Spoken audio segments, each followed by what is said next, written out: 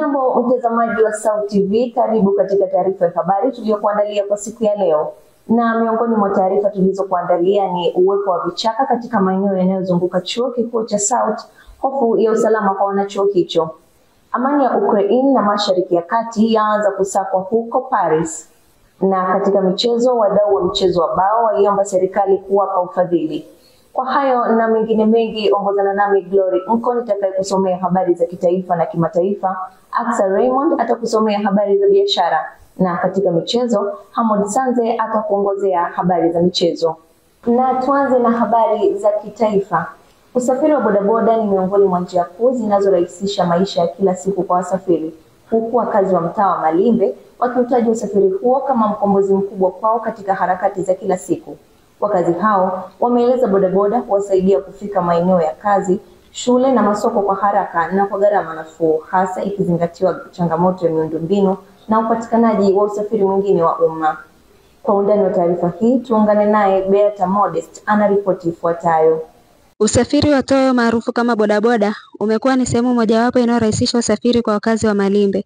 Leo hii nimepata wasaa kuzungumza na baadhi ya wakazi hawa, wakielezea ni kwa jinsi gani usafiri huu umeweza kurahisisha usafiri na ni kwa jinsi gani umeweza kuwawaisha pale wanapokwenda. Na haya ni baadhi ya maoni yao. Kwa majina naitwa Amina Bahati. Kwangu mimi usafiri wa bodaboda ni usafiri rahisi kwangu kwa sababu unanirahisishia kufika mahali ninapotaka kufika kwa haraka zaidi kuliko kupanda daladala, kwa sababu daladala inaweza ikawa inasubiri na simama vituo mbalimbali, kwa hiyo inaweza kanicheleweshia mahali ninapoenda. Ila usafiri wa bodaboda ni usafiri wa haraka zaidi kwangu mimi na kunifanya nifike haraka zaidi pale ninapotaka kufika. Kwa majina naitwa Bernard Justin. Kwangu mimi kwenye swala la usafiri, bodaboda inatusaidia kwa sababu mtu mwingine anaweza kawa na haraka ya usafiri, kwa hiyo anaweza kutumia bodaboda ili kumfikisha mahali ambapo anahitaji kufika kwa haraka.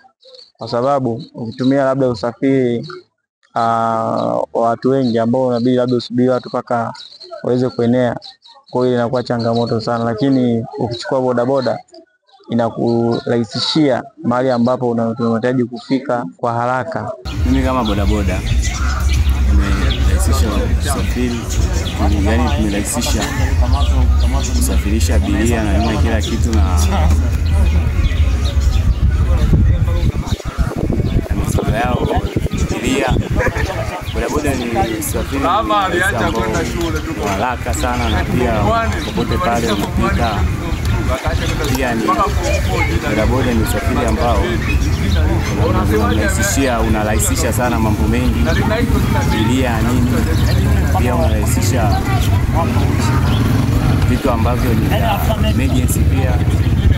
Nikiripoti kutoka Malimbe, ni mimi mtangazaji wako Beata Modesti, Sauti TV. Asante sana Beata, na tuendelee na habari zetu tukiangazia taarifa kutoka hapa chuoni South, ambapo baadhi ya wanafunzi wa chuo kikuu cha Mtakatifu Agustino South jijini Mwanza wameeleza ufanyaji tafiti chuoni ni jambo la msingi linalochangia kuongezeka maarifa na kuchochea ugunduzi wa mambo mapya, wakisisitiza kuwa tafiti huimarisha uelewa wa kitaaluma na kusaidia kutatua changamoto mbalimbali za kijamii.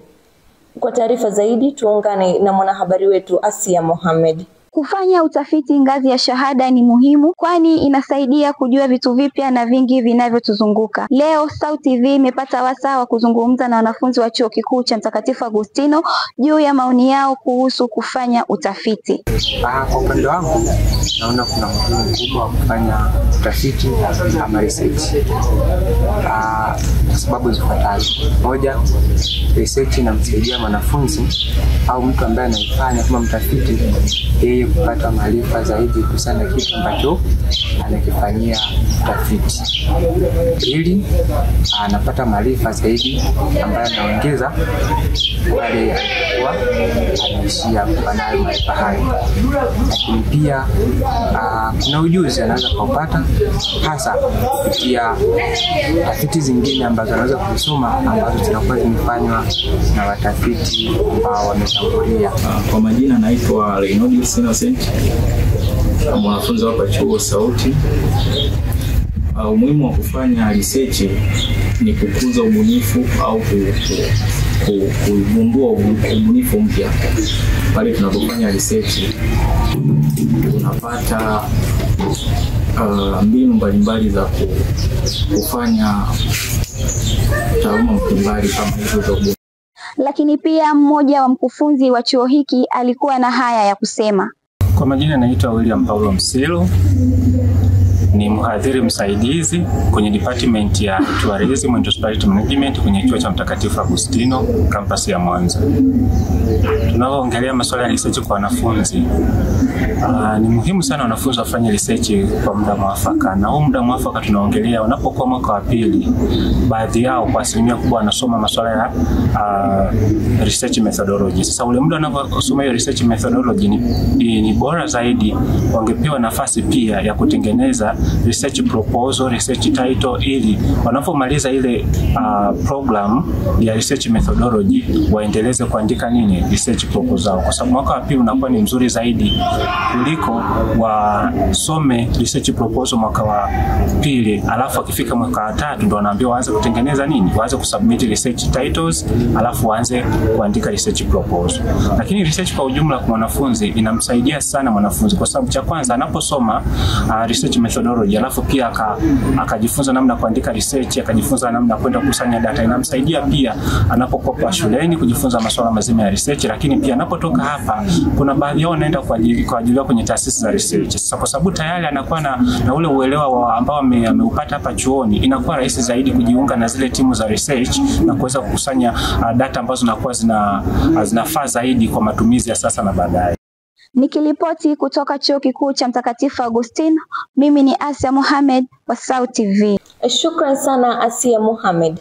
Mtazamaji, tutazamie taarifa nyingine kutoka chuoni hapa SAUT, ambapo uwepo wa vichaka katika maeneo mbalimbali yanayozunguka Chuo Kikuu cha Mtakatifu Agustino jijini Mwanza, vikiwemo vilivyopo kando ya barabara na jirani na makazi ya wanafunzi, umetajwa kama changamoto inayoweza kuhatarisha usalama, hasa nyakati za usiku.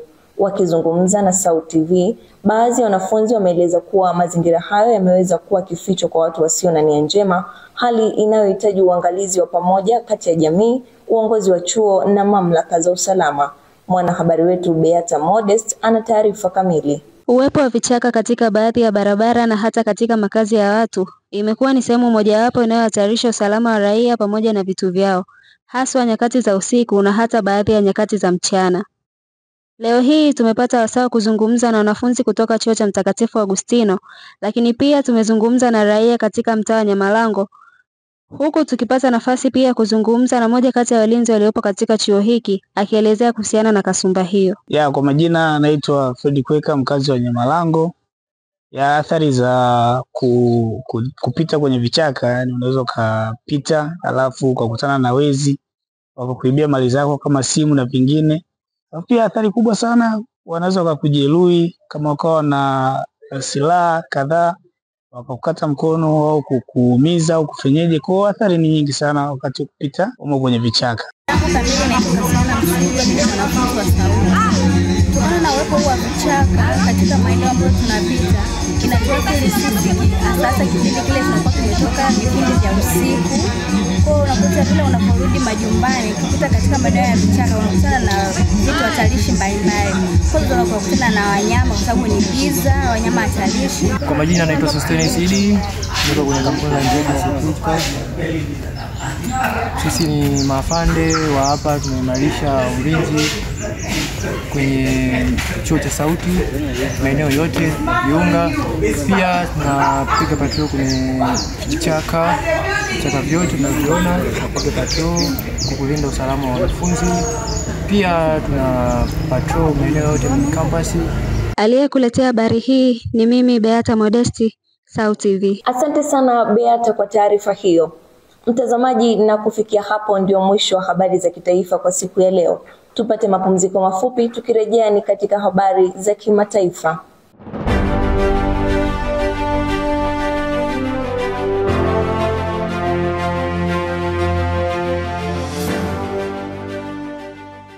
Tukiziangazia habari za kimataifa, tukianzia huko Jamhuri ya Kidemokrasia ya Kongo, boti iliyokuwa imebeba takriban abiria 400 imeshika moto na kupinduka katika mto Kongo karibu na mji wa Mbandaka, kaskazini magharibi mwa nchi hiyo usiku wa kuamkia leo, na kusababisha hofu kuhusu idadi ya waliopoteza maisha.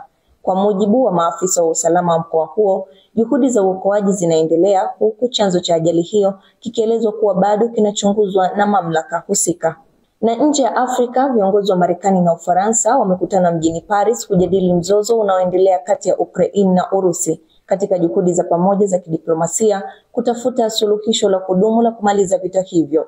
Mazungumzo hayo yameanza leo yakihusisha masuala ya kibinadamu, usalama wa kimataifa na nafasi ya mataifa ya Magharibi. Kwa ufafanuzi zaidi wa taarifa hizi za kimataifa, Hosea Chibago anasimulia zaidi. Boti ambayo yenye injini iliyokuwa imebeba abiria takriban 400 imeshika moto na kupinduka katika mto Kongo karibu na mji wa Mbandaka kaskazini magharibi mwa Kongo DRC na kusababisha vifo vya watu wasiopungua 50. Bwana Layoko ambaye ni kamishna wa mto Kongo alisema kuwa chanzo cha moto huo kilisababishwa na mtu mmoja aliyekuwa anapika ndani ya boti hiyo. Abiria kadhaa waliluka ndani ya maji na kushindwa kuogelea baada ya boti hiyo kushika moto. Hadi sasa takriban waathirika 100 wamefikishwa katika ukumbi wa mji wa Mbandaka, wengi wao wakiwa ni majeruhi. Mnamo mwezi Disemba mwaka jana watu wasiopungua 38 walikufa baada ya kivuko kilichobeba zaidi ya watu 400 kupinduka kwenye mto wa kaskazini mashariki mwa DRC. Na huko nchini Msumbiji, shirika la kimataifa la kutetea haki za kibinadamu Amnesty limeripoti kuwa vikosi vya usalama vya serikali ya Msumbiji vimefanya ukandamizaji wa raia kwa miezi mitatu baada ya shughuli ya uchaguzi mkuu wa nchi hiyo kumalizika mwezi Oktoba mwaka jana. Shirika hilo lilisema kuwa kwa mujibu wa ripoti ya mashirika ya kibinadamu yaliripoti kuwa ukandamizaji huo ulisababisha vifo vya watu zaidi ya 300. Ukandamizaji huo umetokana na watu kutokubaliana na matokeo ya uchaguzi huo kumpa nafasi mgombea urais Daniel Chapo wa chama cha tawala cha Frelimo kutangazwa mshindi, huku wapinzani wa chama hicho wakipinga matokeo hayo ya kuwa matokeo hayo yaligubikwa na uwizi wa kura. Shirika la Amnesty limezitaka mamlaka husika nchini Msumbiji kufanya utafiti juu ya mauaji hayo na ukiukwaji wa haki za binadamu uliofanywa na maafisa wa usalama ili sheria ichukue mkondo wake. Na tukielekea huko nchini Ufaransa, viongozi wa Marekani na Ufaransa wamekutana mjini Paris kujadili hatima ya vita ya Ukraini na Urusi pamoja na vita Mashariki ya Kati katika harakati za kutafuta jitihada za kusitisha kwa vita hivyo. Mjadala huo umekutanisha waziri wa mambo ya kigeni wa Marekani Marco Rubio na mjumbe maalum wa rais wa Marekani Stephen Witkoff na viongozi wa Ufaransa kujadili ajenda ya mradi wa nyuklia wa Urusi na mashambulizi ya Israel huko Gaza. Majadiliano yakilenga kupunguza athari za vita vinavyoendelea Mashariki ya Kati na Ulaya, kumtaka rais wa Urusi Vladimir Putin kusitisha vita kwa muda. Hatua hiyo inajili baada ya Urusi kuzidisha mashambulizi hivi karibuni katika miji ya Ukraini na kusababisha vifo. Mataifa ya Ulaya ikiwemo Ufaransa yalikosoa kwa matamshi makali mashambulizi hayo ya Urusi, huku waziri wa mambo ya nchi za nje wa Ufaransa Jean-Noel Barrot akisema kuwa rais wa Urusi Vladimir Putin kwa ukatili wake hauna mipaka na hana dhamira ya kusitisha vita. Na huko Mashariki ya Kati, wakati mazungumzo yakiwa yakiendelea huko Ufaransa juu ya mzozo wa Hamas na Israel, waziri wa ulinzi wa Israel Katz alisema Israel itaendelea kuzuia misaada ya kiraia huko Gaza na licha onyo la Umoja wa Mataifa kuhusu msimamo wake. Katz alisema kuwa wanajeshi wa Israel watasalia katika maeneo ya Gaza na kushinikiza kundi la Hamas kufanya matakwa yake kwa amri, huku Israel ikizidisha mashambulizi yake katika ukanda huo. Wizara ya afya ukanda wa Gaza inayosimamiwa na kundi la Hamas imesema kuwa idadi ya waliofariki kutokana na mashambulizi mapya Israel imesababisha watu 600 kupoteza maisha, huku wengine 1000 kujeruhiwa, huku idadi kubwa ya waathirika ikiwa ni watoto na wanawake. Asante sana Hosea Chibago kwa taarifa hizo za kimataifa. Tupate mapumziko mafupi. Punde Aksa Raymond atakuwa hapa kukusomea habari za biashara. Endelea kusalia nasi.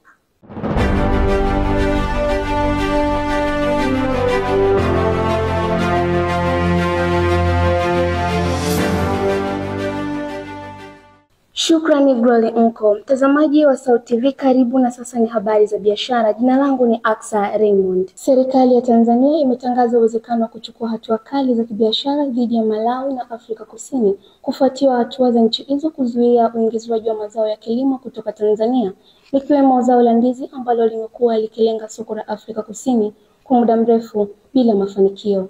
Kwa mujibu wa taarifa rasmi iliyotolewa na Wizara ya Kilimo, serikali ya Malawi imezuia kuingia kwa bidhaa mbalimbali kutoka Tanzania, likiwemo ni pamoja na unga, mchele, tangawizi, ndizi na mahindi. Hatua hiyo imeathiri moja kwa moja shughuli za kibiashara mipakani, hasa kwa wafanyabiashara wa Kitanzania waliokuwa wakitegemea soko hilo.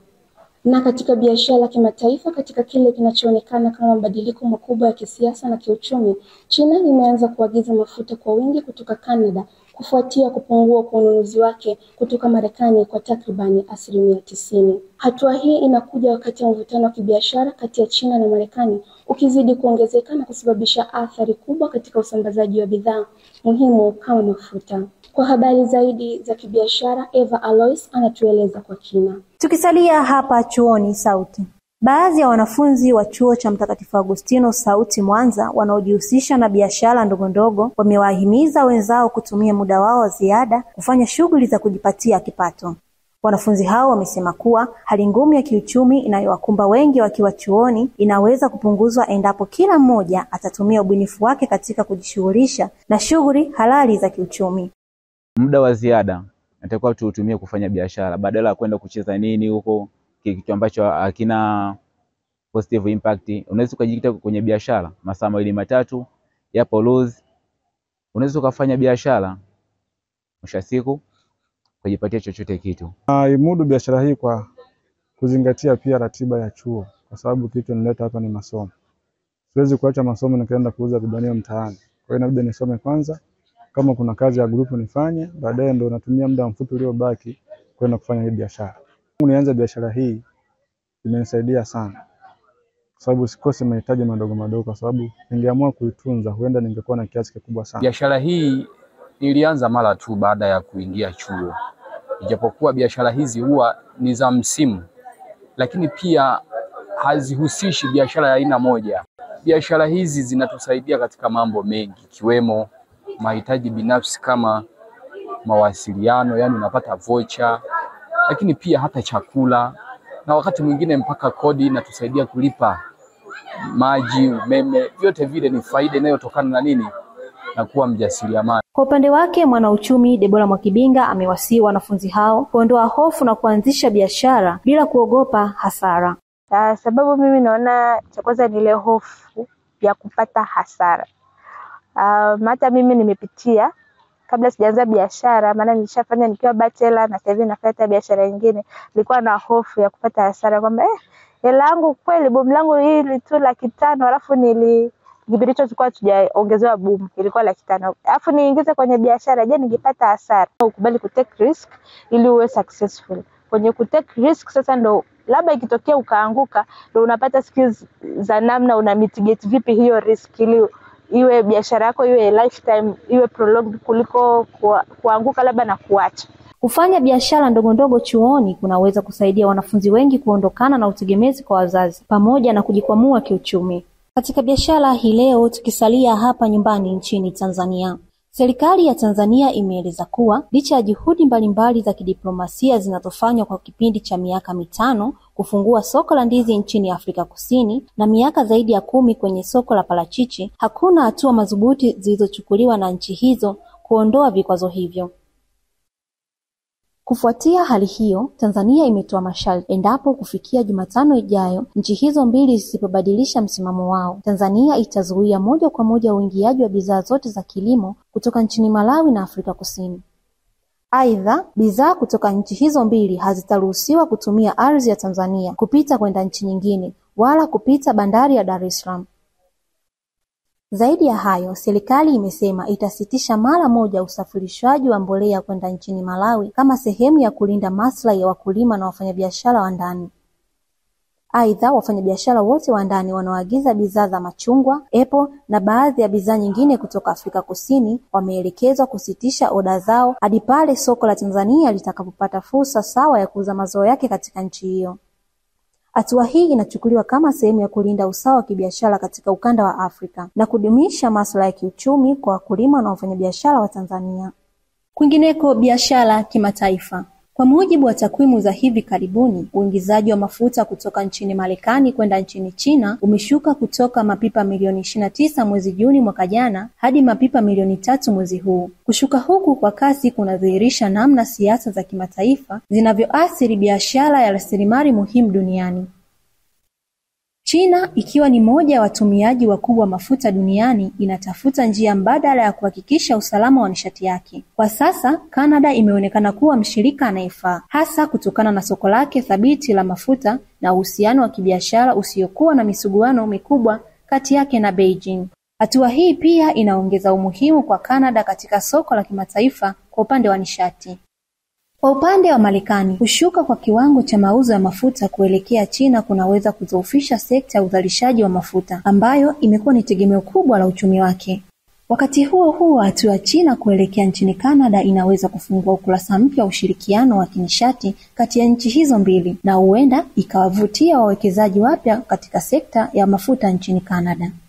Ikiwa hali hii itaendelea, inaweza kubadilisha nguvu ya ushawishi wa Marekani katika biashara ya nishati duniani. Eva Alois, SAUT TV. Shukrani sana Eva Alois kwa taarifa hizo za biashara. Mtazamaji, ni mwisho wa taarifa za biashara tulizokuandalia kwa siku ya leo. Tupate mapumziko mafupi, tukirudi mwanamchezo wetu Hamudi Sanze atakuwa hapa katika habari za michezo. Endelea kutazama SAUT TV habari. Mimi ni Aksa Raymond.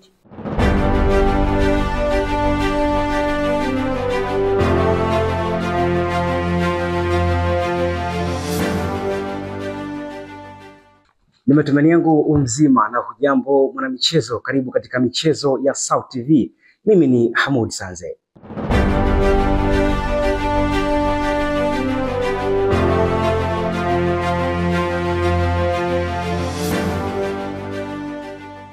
Na tuanze na taarifa za kimichezo kutokea hapo nyumbani Tanzania. Wadau wa mchezo wa bao kutoka klabu ya Tambukareli iliyopo mtaa Mkuyuni sokoni wilayani Nyamagana jijini Mwanza wameiomba serikali pamoja na wadau wa michezo nchini kuwapa ufadhili ili kuinua mchezo huo ambao umekuwa ukisahaulika kwa muda mrefu. Wadau hao wamesema kuwa bao ni miongoni mwa michezo ya asili yenye mchango mkubwa katika kuhimiza umoja, burudani na kukuza vipaji, lakini kwa sasa unakabiliwa na changamoto ya ukosefu wa vifaa, maeneo ya kuchezea na sapoti ya kifedha kutoka kwa wadau. Na sasa tuvuke mipaka nje ya Tanzania. Baada ya kuiongoza Arsenal na kuiondosha Real Madrid kwenye ligi ya mabingwa barani Ulaya, kocha Mikel Arteta amempongeza na kumshukuru kocha wa Manchester City Pep Guardiola kwa mchango mkubwa aliotoa katika mafanikio ya kikosi chake. Akizungumza baada ya mchezo huo wa kihistoria, Mikel Arteta amekiri kuwa mafanikio ya sasa ya Arsenal hayawezi kutenganishwa na uzoefu pamoja na mafunzo aliyoyapata alipokuwa msaidizi wa Guardiola, akisisitiza kuwa falsafa na mbinu alizojifunza kutoka kwa kocha huyo zimekuwa msingi thabiti wa ujenzi wa timu yake. Jumaa Mohamed ameandaa ripoti ifuatayo ya kimichezo. Kwenye uga wa kimichezo tuanzie hapa jijini Mwanza, ambapo miongoni mwa michezo pendwa na maarufu hapa nchini Tanzania ulikuwa ni mchezo wa bao ambao kwa sasa umepoteza thamani yake. Hii imenifanya nifunge safari mpaka mtaa Mkuyuni sokoni kuzungumza na wacheza bao klabu ya Tambukareli ambao wameeleza changamoto zinazokumba mchezo huo kwa sasa, huku wakilia na swala zima la udhamini. Sisi tunahangaika sana, usafiri kwa ni shida, alafu na kuboreshwa haujaboreshwa vizuri. Wenzetu wanapata hela ili wanacheza, wanashindana, wanapata mashindano makubwa. Sisi tunashindana labda kambuzi kanamsaidia nini mtu wake? Na sisi tunashindana mashindano makubwa, tunapata mahela mengi na sisi ili tufaidike. Wakati wengine huwa tunaenda Dar es Salaam au Tabora, usafiri shida, kufika kule mpaka tufike kwa watu, tuanze kuchangishana, tufikie kwa watu, tunafikia kwenye ofisi za kwetu za bao. Sasa imekuwa kama mchezo huo hauthaminiki, na tunaomba mchezo uthaminiwe kama michezo mingine. Tulikuwa tunaomba sana bwana michezo, waziri wa michezo na yeye atuangalie na sisi, maana hii bao tuna sisi kwa Mwalimu Nyerere hatutaliacha, na sisi kwanza umri wangu uliofika hapa ndio wakucheza bao sawa.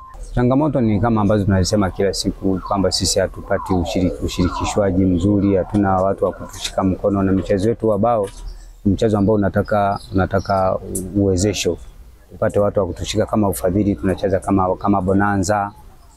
Basi mashindano haya make wilaya ya Nyamagana, mchezo wetu wa mchezo wa bao mkoa wa Mwanza una vilabu zaidi ya 12.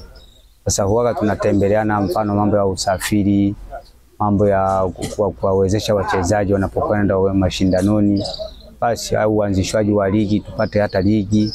Haki mara nyingi tulikuwa shafanya mashindano mengi sana, tushafanya Nyerere Cup, tukafanya Karume Cup, tukapata ngao.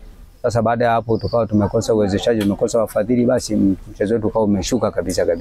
Kwa ambacho tunakiomba sisi ni kupata ufadhili kutoka kwa viongozi. Mkuu wa mkoa kama anatusikia, basi atushike mkono. Basi tunaomba viongozi wa mkoa, wa jiji wapo, kuna watu wa maafisa utamaduni wa wilaya zote mbili wapo. basi wajue wazi kwamba sisi tunapata tabu sana ndio mchezo, na mchezo huu ni mchezo ambao unapendwa sana na wengi sana. Kwa upande wake mwenyekiti wa mtaa Mkuyuni Sokoni Said Abdullah pia yeye amefunguka kwamba mchezo huo inabidi upewe ufadhili ili uweze kuwa bora kama zamani. Nipende kuchukua nafasi hii kuwaomba waguswe wafike hapa Mkuyuni kwenye timu hii ya wacheza bao. Kwa chochote kile atakachoweza kuwafadhili wafadhili ili kusudi mchezo huu uendelee kupendwa na kuwepo. Sasa endapo watapata wafadhili, mchezo huu ndani unaweza kupiga hatua zaidi. Tugeukie taarifa ndani ya bara la Afrika ambapo shirikisho la soka la Algeria FAF limeamua kumsimamisha mwamuzi Mustafa Khelba hadi mwisho wa msimu huu kutokana na makosa makubwa ya uchezeshaji aliyofanya kati ya mechi ya Moldia Algiers na Olympique Akbu. FAF ilizingatia kuwa makosa ya uamuzi yaliyofanywa na Khelba yaliathiri matokeo ya mechi hiyo, jambo ambalo liliibua mjadala mkali. Utendaji wa Khelba uliibua hasira kubwa miongoni mwa mashabiki ambao walihisi kuwa maamuzi yake yalichangia kwa kiasi kikubwa kupoteza kwa timu ya Moldia Algiers. Barani Ulaya, mara baada ya kuibuka na ushindi wa mabao 2-1 katika mchezo wa mkondo wa pili wa ligi ya mabingwa barani Ulaya dhidi ya Real Madrid, kocha wa klabu ya Arsenal Mikel Arteta amesema kuwa kocha wa klabu ya Manchester City Pep Guardiola ana mchango mkubwa katika mafanikio yake ndani ya Arsenal. Arteta amesema hayo wakati akizungumza na waandishi wa habari baada ya mchezo huu kutamatika, ambapo amebainisha kuwa Pep ana mchango mkubwa katika nyakati akiwa mchezaji na hata alipogeukia jahazi la ukufunzi. Arsenal wanatinga katika hatua ya nusu finali baada ya kupata ushindi wa jumla mabao 5-1 dhidi ya Los Blancos. Ikumbuka kuwa mchezo wa kwanza walipata ushindi wa mabao 3-0 kwa katika dimba lao la nyumbani la Emirates, lakini siku ya jana waliondoka na ushindi wa mabao 2-1 dhidi ya Real Madrid katika dimba la Santiago Bernabeu. Tumalizeni na taarifa kutoka katika viunga vya Anfield ambapo nyota wa klabu hiyo Virgil van Dijk ameongeza mkataba miaka 2 kuitumikia Liverpool mpaka msimu wa mwaka 2027. Shukrani sana Juma Mohamed kwa ripoti hiyo ya kina ya kimichezo. Hadi kufikia hapo sina la ziada katika mchezo kwa siku ya leo. Mimi ni Hamud Sanze na sasa nirudishe kijiti kwake Dori Nko kwa kutamatisha habari kwa siku ya hii leo.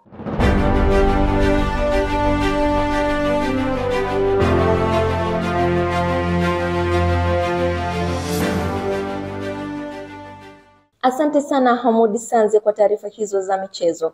Na mtazamaji, taarifa hizo za michezo ndizo zinapotamatishia taarifa ya habari kwa siku ya leo. Lakini kabla ya kumaliza taarifa ya habari, tupate tena muhtasari wake. Uwepo wa vichaka katika maeneo yanayozunguka chuo kikuu cha South, hofu ya usalama kwa wanachuo hicho. Amani ya Ukraine na Mashariki ya Kati yaanza kusakwa huko Paris. Na katika michezo, wadau wa mchezo wa bao waiomba serikali kuwapa ufadhili. Kwa niaba ya wote walioshiriki kuandaa taarifa ya habari kwa siku ya leo, jina langu ni Glory Nko. Nikutakia utazamaji mwema wa vipindi vingine kutoka hapa South TV na maadhimisho mema ya siku ya Ijumaa Kuu. Uwe na usiku mwema.